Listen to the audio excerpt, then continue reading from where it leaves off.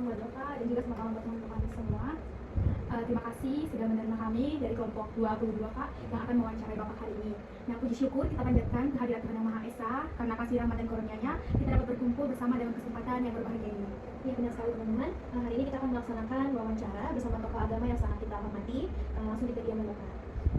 Baiklah, untuk semuanya, narasumber kita kali ini adalah Pak Adrian. Terima kasih Pak atas waktu dan sambutan hangat dari Bapak yang telah berkenan menerima kami di kediaman. Baik Pak, tanpa berlama-lama lagi, mari kita mulai sesi wawancara ini. Dan kepada rekan-rekan kami persilakan untuk bertanya.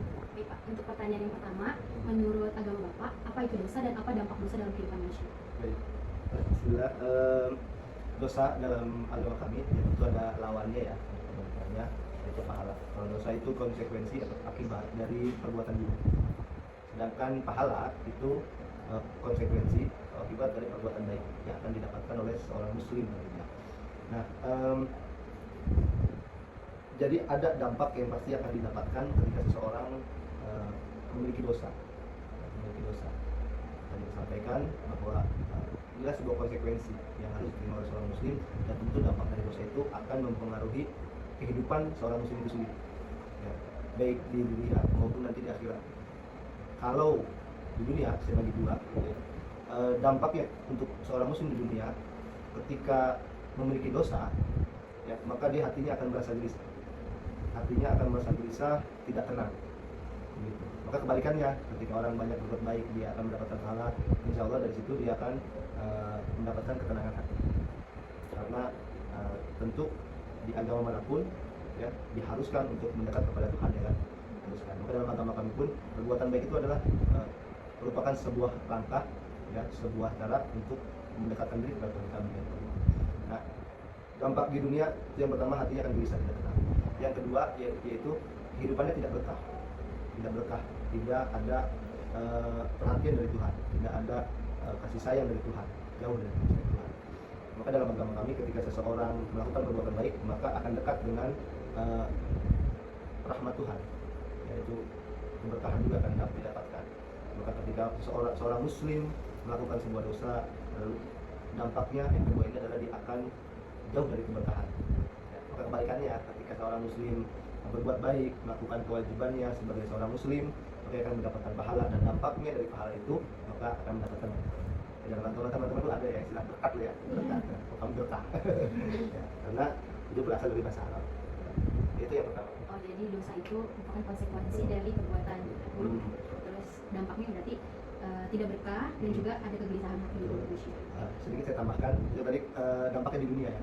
Banyak pahalanya akan dibalas dengan surga. Ya. Yang lebih banyak dosanya maka akan dibersihkan dulu neraka. Kalau dalam keyakinan kami bahwa semua umat Islam, ya, umatnya Nabi Muhammad ini akan masuk surga semuanya. Ya. Terus bagaimana yang berdosa? Ya, ketika dia dosanya lebih banyak daripada pahalanya, maka dia akan mampir dulu ke neraka. Dibersihkan dulu. Tapi endingnya akan masuk surga setelah masa hukumannya selesai. Gitu. Ibarat pakaian kotor, ya, harus cuci dulu kan, dijemur dulu, setrika dulu, baru dipakai. Ya, kurang lebih gambarnya seperti itu. Baik, terima kasih Pak. Langsung lanjut untuk pertanyaan yang kedua. Yang kedua, bagaimana agama Bapak memahami tentang keselamatan dan kehidupan kekal? Seorang muslim untuk mendapatkan keselamatan, ya, saya awali bahwa agama Islam itu sendiri artinya, ya, ini bahasa Arab. Kata Islam itu dari bahasa Arab, ya, arti itu keselamatan itu sendiri, keselamatan. Nah,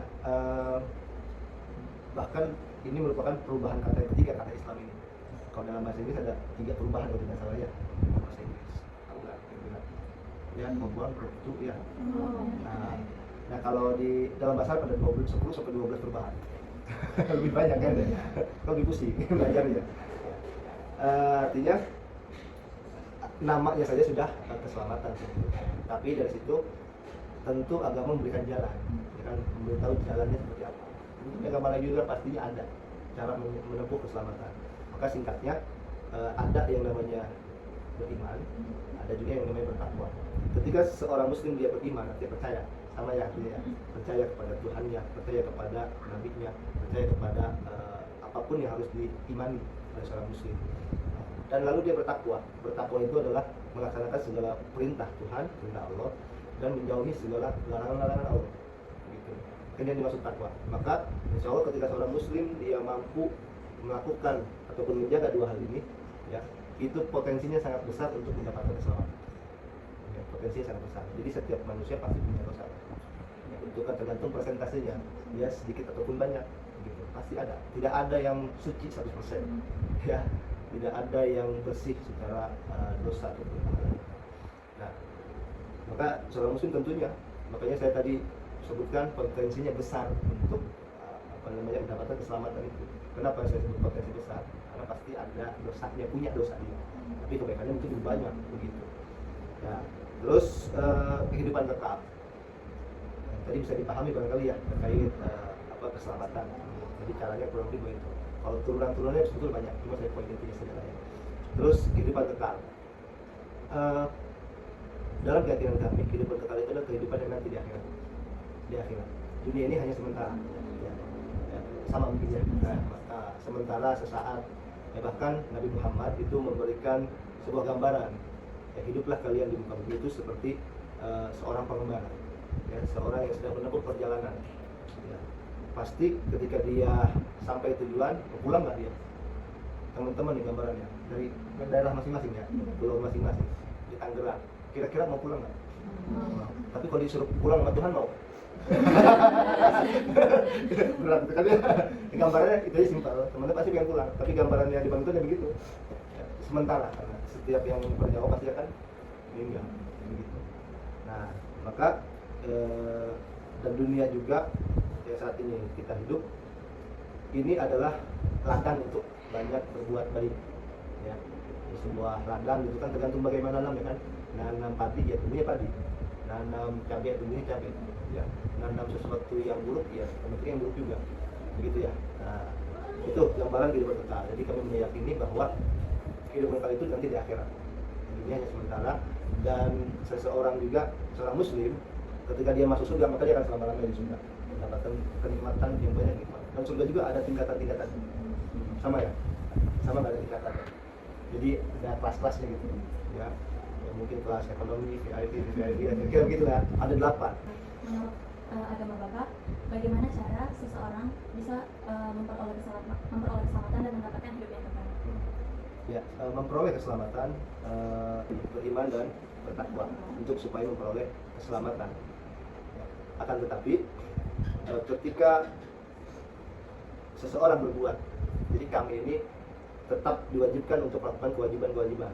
Tadi kami ada sholat, ya, ada puasa, ada menunaikan zakat dan lain sebagainya.